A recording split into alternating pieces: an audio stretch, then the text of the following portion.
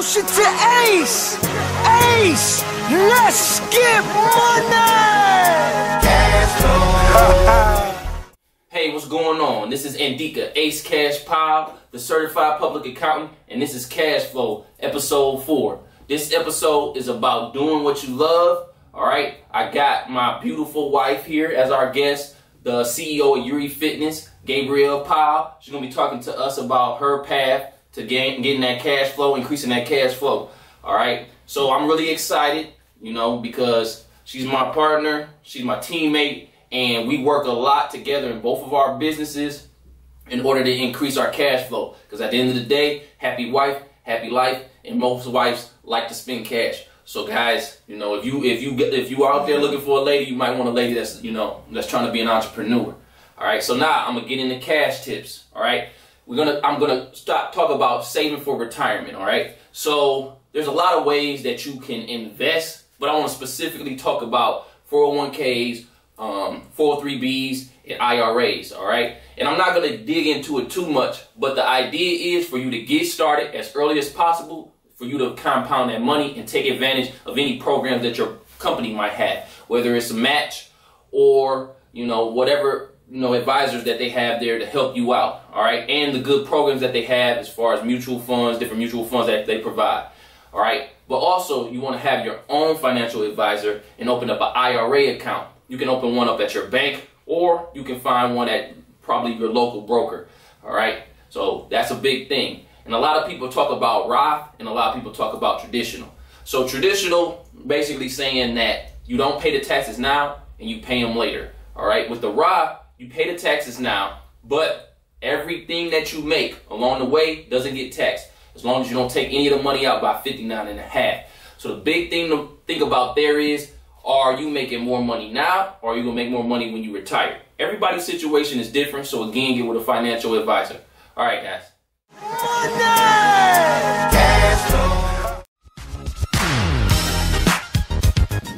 Baby Backs, located on 7 Mile in Livernois.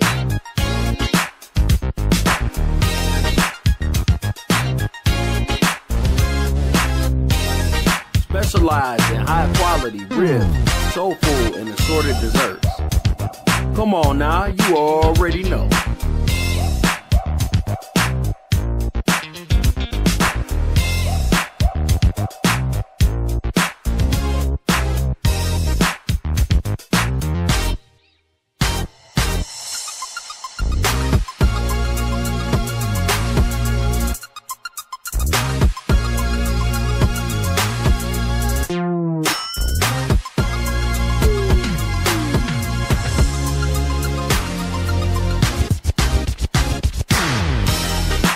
Ribs so good, you'll swear they match. All right, guys, welcome back. I'm here with the beautiful Gabrielle Powell, the CEO of Yuri Fitness. And we're going to start to talk about her passion and how she's following her heart and doing what she loves in order to build her business, build her brand. So Yuri, can you kind of tell us about your path to entrepreneurship? Yes. So I concluded I wanted to be an entrepreneur because I wanted to make a lot of money, and every entrepreneur that is basically successful are rich. Like, they're happy, they're rich, and they don't work for someone else that's putting a dollar amount on them hourly, telling them they have to clock in at a certain time, be here, take certain lunch breaks, and only make this amount of money. Working for myself, I control how much money I make on a day-to-day basis, and I control everything I do, like everything. And I mean, life's great when that's the case. That's awesome. I mean, you touched on it, touched on unlimited potential, which is, I think, a big reason why people become entrepreneurs. So what type of business are you involved in particularly, and why did you decide to take that path? So I'm involved in fitness. If you guys are following me on Instagram, Yuri Baby, you will see that I'm obsessed with nutrition. I'm obsessed with fitness. I'm obsessed with helping people becoming a better version of themselves. It just gives me a certain joy seeing someone go from, I don't know, just like who they are. They can be a great person, but becoming a better person, and I had a part to do with that. Like, that really inspires me on a personal level, and I love it. Okay. So what type of products and services do you provide? I'll start with the products. So I have waist shapers, sweatbands, sports bras, unisex sweatbands for men and women, men workout leggings, and that's it for the products. That's not it for the products. I have monthly challenges, and I have nutrition plans with all the macros counted for. I have customized nutrition plans and customized fitness plans. That's also an option for you if that's what you would like. For the services, I have one-on-one personal training. If you're long distance, we do FaceTime training. I have buddy and buddy packages. I just have like a bunch of different package deals for every individual fitness level and what they're looking to do. All right, so we talked about your products and your services. Why do you have two different brands? So what are the two brands and why do you have two different brands? So Yuri Fitness started in 2016, as I said, and was all waist shapers, like a bunch of different waist shapers coming in different sizes, different styles, and just a bunch of different waist shapers. Fitness over everything is truly what it says. It's fitness over everything. It's health over everything. It's literally what the company name is, and that's literally making people see the better version of their self without actually physically seeing it, making them mentally think it, and already feel like they're there already. And that's like the process and the journey of fitness over everything. It's you meet me, I figure out what your goal is, and I figure out how I can convince you that you're already almost there. And that's just a big chunk of what it is. Like, I'm working you out, making sure you're eating right, making sure you're feeling good from within out, and you just, over time with me, you naturally become a better person. And that's what fitness over everything is all about. It's all about helping people become the better version of themselves.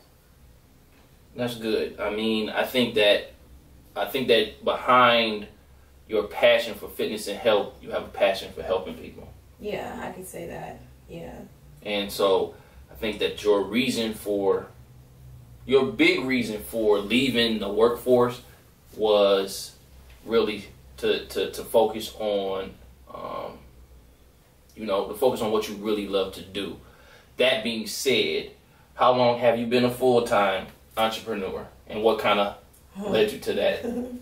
I've been a full-time entrepreneur for like less than a week.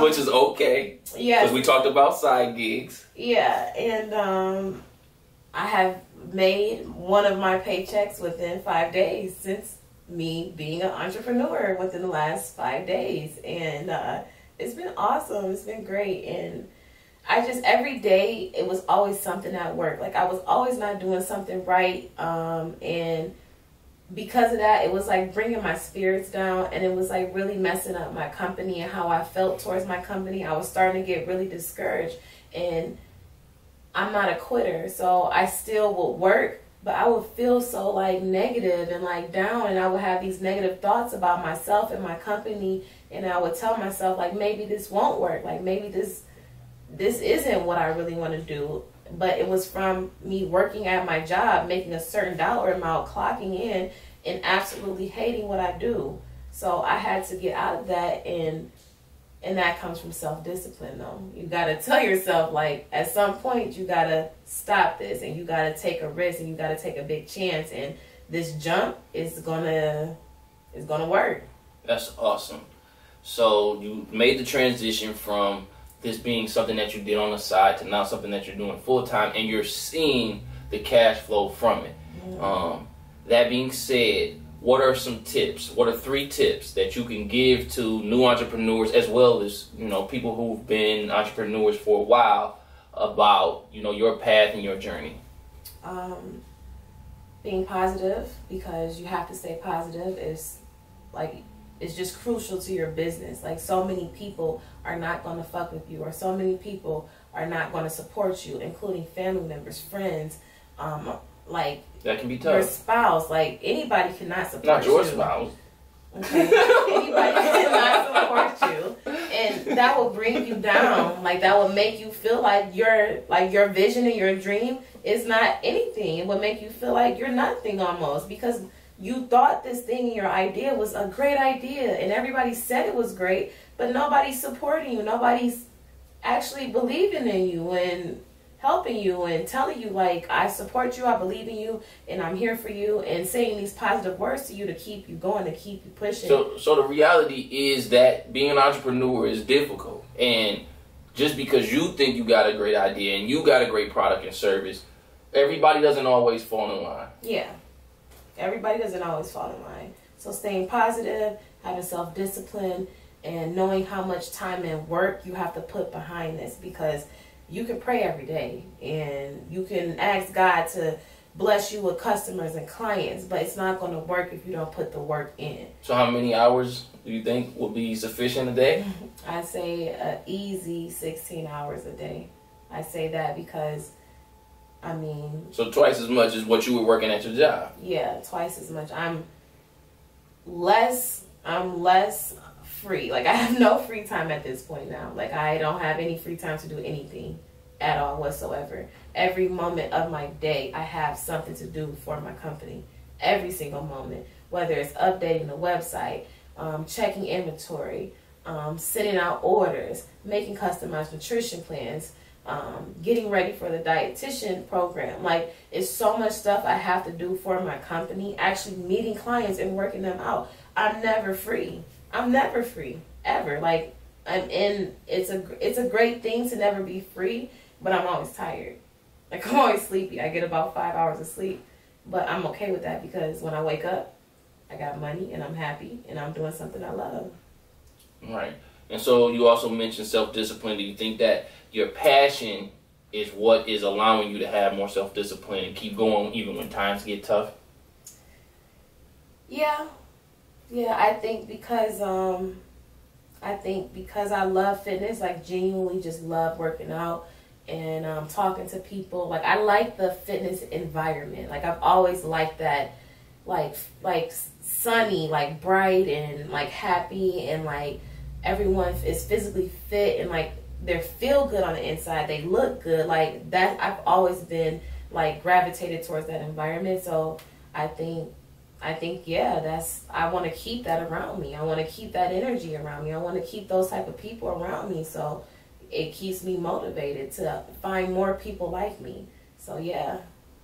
Awesome.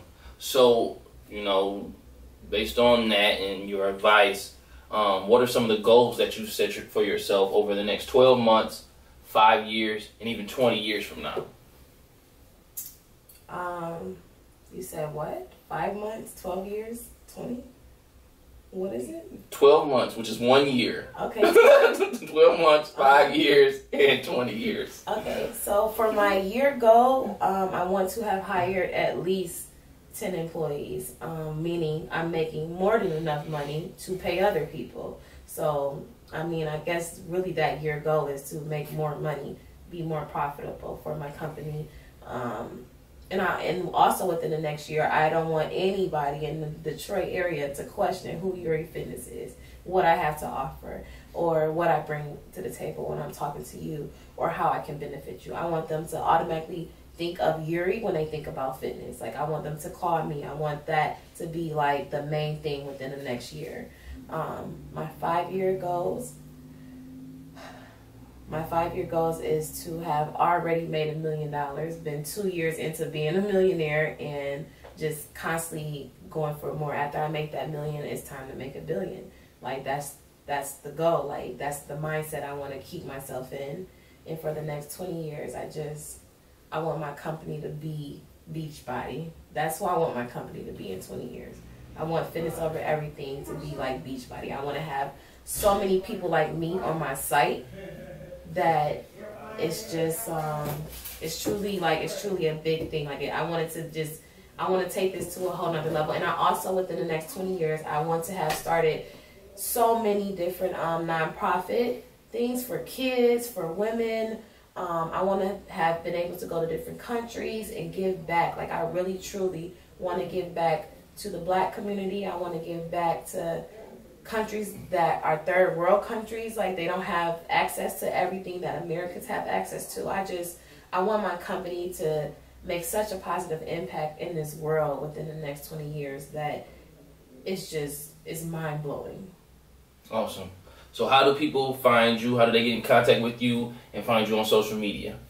You can contact me on Instagram at Yuri Baby, YURIE_baby, or on Instagram under foe.fitness, FOE.fitness. You can DM me there with questions. If you guys have any questions about anything, just DM me there. Or you can email me at yurifitness16@gmail.com. Or you can call me. I probably won't answer, but you can text me, and I will always call back, and I'll answer your questions. The number? I will get to that, sir. It's 248-979-6544. All right. All right, then. Thanks. I want to thank Yuri for stopping by today and telling us about her company and her passion and, giving us, kind of an overall idea of what it really means to follow your heart and go after your dreams. Thanks.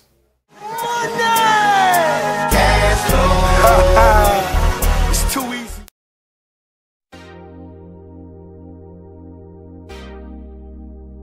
Hey, welcome to Thinkers Co-working Spaces located on Jefferson and Chalmers. Hey, give us a call at 313-728-5662 or 313-850-3703. We have all the space that you need. Weddings, baby showers, meetings, you name it, we got it. We aim to please, or look us up at thinkerscoworkingspaces.com or at thinkthinkers.com. Thinkers, baby.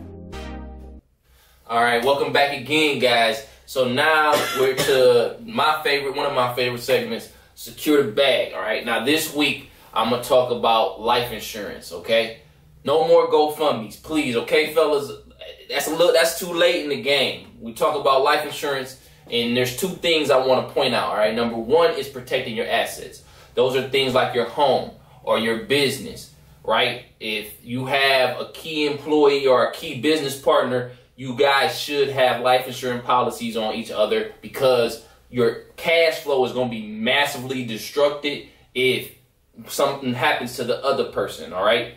Also, in your family life, all right, you got your home, you got cars. Also, you got you, right? Your potential cash flow, you can put that into a life insurance policy just in case something happens to you. Now, me personally, after I met my beautiful wife, and we have 2 children, I realized that, man, if anything happens to me, I have to make sure that they're still protected. So I went out and I got a life insurance policy for me and my wife in order to protect our family and secure the bag. So I want you guys to go and find a life insurance professional, find somebody that can help you out in this situation. Even if you're single, the reason why I say even if you're single or you don't own anything, you can put money into a whole life plan or a universal plan, and that money can grow tax-free. You heard me? Tax-free. And you can use that money towards your retirement, just in case you do stay alive, all right? And then on the other side, you have that life benefit that you can pass on to maybe your nephew or your niece or maybe your mother or somebody else, just in case something does happen to you. Another big thing is there are whole life policies which basically build up that cash value, that retirement account. And then you have term policies, which are a lot cheaper, but allow you to still get a significant amount of coverage. All right, guys, so get with a professional and figure out how you can secure the bag. All right, guys, so now we're going to go into the celebrity or sellout segment of the show. And this is something that that really is close to me, and I know that my wife is also passionate about this. Is that recently the NFL has passed a rule basically saying that players are no longer allowed to kneel during the national anthem. And if you have been alive for the last 2 years, you know that Colin Kaepernick has kind of been blackballed from the NBA because he took a stand while there was a lot of police brutality going on. And so as a way for him to protest, he started to kneel and sit on the bench during the national anthem. And this has caused a lot of controversy, but it also has caused a lot of conversation about should the police be held accountable for their actions. And recently the NFL has made a serious decision that, you know, players can no longer kneel. They either have to stand up or stay in the locker room. And, you know, my feelings on it is that, you know, African Americans in this country have been suffering for a long time, whether it was slavery or the civil rights. And I feel like we're at a point where, you know, we got to start standing up for something. And so my feelings on it are I probably will no longer be watching any NFL games, which I know will make my wife happy. But it's serious to me because I have an 8-year-old son. And I feel like the NFL is taking advantage of the fact that they have significant amounts of cash flow. And they're made a decision that that cash flow is more important than the protest. And so to me, it's just something that is hard for me to live with. It's just hard for me to find it okay. Yuri, do you have any feelings on this or any opinions? I have a lot to say about this and a lot of opinions. I think that it's stopping Black people from being Black.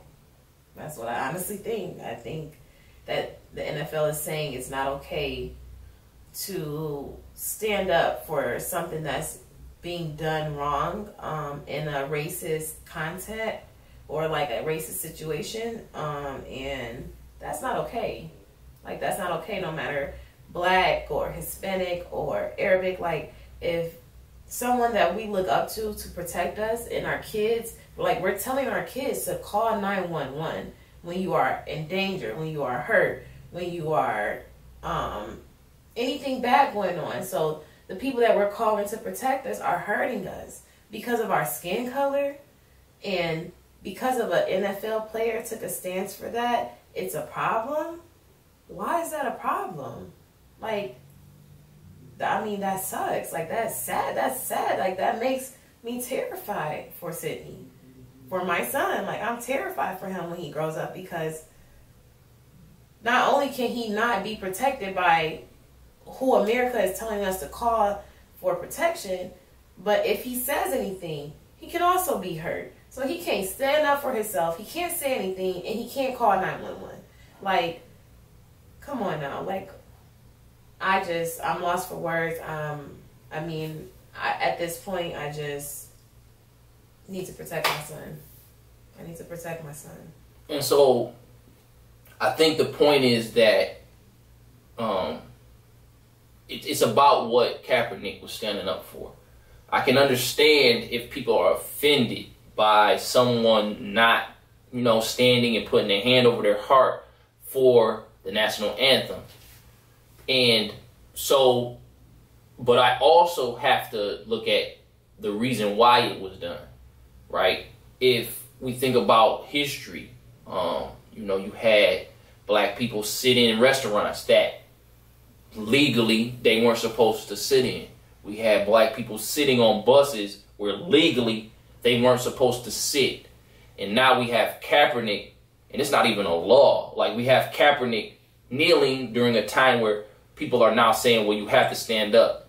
And I find it very, very disrespectful that NFL owners will use their influence and use their money in order to basically say, if you're going to take a stand during these games, then we're going to fine you or we're going to fire you. And that's very, very scary to think about 31 or 30 billionaires sitting in the room and coming up with a decision like, you know what, we need to nip an African American taking a stand against police brutality. We need to nip that in the bud.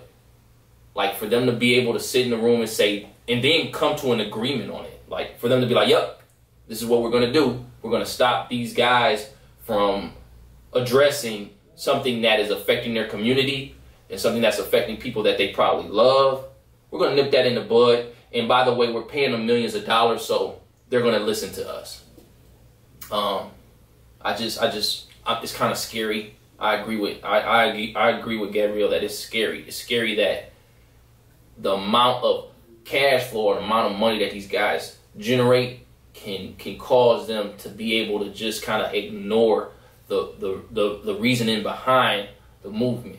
And like I was telling people, you know, I've been having conversations like them not putting Kaepernick back in the NFL or not hiring him back in the NFL, like that's attacking one person. But now they're basically attacking everybody in the NFL and saying it doesn't matter what happens tomorrow. If a cop kills 10 black people, it's okay. Or don't try to protest it. And then anything that happens in the future, you know, I mean, it's just scary when you think about the amount of power these people have and how they've decided, you know what, we're gonna make this move forward. So, you know, I appreciate all my viewers, but I'd love for you guys to kind of leave your opinions below in the comments. Talk about how you feel on this, especially my viewers who are not African American. Maybe it's too close to home for me, but I really don't understand how. I just don't understand how they could make this rule, and I don't understand how they could find it okay to kind of hold people back from their natural American freedom.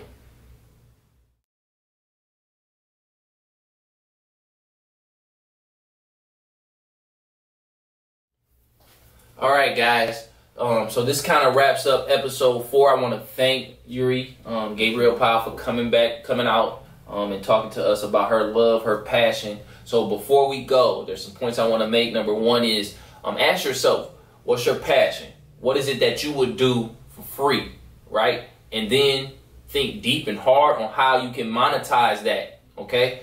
Is there a market for it? Is there a way that you can, you know, add value to other people's lives and get money out of it? And that's going to be the key to doing what you love or using what you love in order to make money. And believe me, having passion behind whatever you do is going to make it easier for you when times get tough. So that brings me to my second point. Just keep grinding, and follow your heart. Figure out what it is that, you know, makes you tick, the things that, you know, really you have some type of, you know, just connect with. And then, you know, start to look at ways for you to generate cash flow. So I want to thank everybody for checking out episode 4. You're going to see me next week with a new guest. And again, make sure you go and follow Yuri Baby, YURIE_BABY. All right. And if it's time for you to get into shape, man, you got to holler at this girl. All right. Anything you want to say before we go? Stay positive, stay self-motivated, self-disciplined, and work hard. Like, work hard, and I promise everything will work out. All right. See you next week. I introduce you to Ace. Ace, let's get money.